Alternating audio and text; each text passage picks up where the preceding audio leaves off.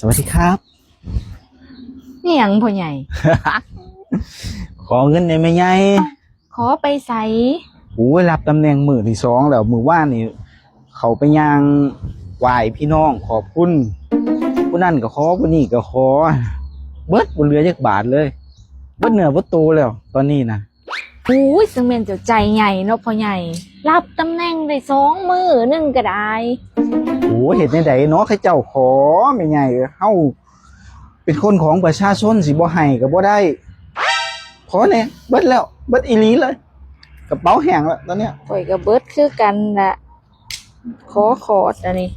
เอ้า ขอเงินแน่อิหยังนี่ ฮะ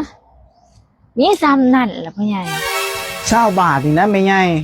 อืมใส่ประหยัดเด้อ โอ้ ให้มันเหลือมาหอดตอนแลงเด้อ เหลืออีก ซื้อกาแฟมาให้ข่อยน้ำ โอ้ซื้อกาแฟ เจ้าสิคอยใช้จังไดนี่นะ โอ้ยเป็นนายกมีเงินติดโตวอยู่20 บาท แต่งโตวโก้ซื่อๆตัวซะบ่มีเงิน ขออีกจักหน่อยแหน่แม่ใหญ่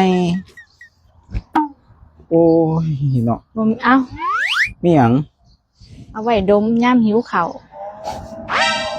แก้หิวได้บ่นี่โอ้ยแม่ใหญ่โยพูดโอ้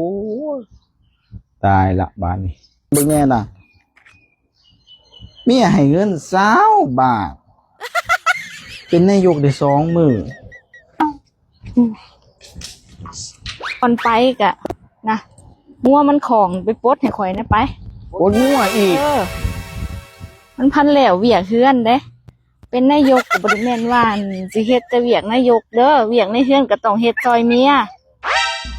โอ้หิวอ่ะตีดมือ โอ้ยเป็นไงเอ้ยคอยสิเข้าสภาแล้วจะยังไม่คอยบายขี้งัวอยู่ เฮ็ดให้มันแล้ว โอ้ขี้งัวโอ้ยอ๋อ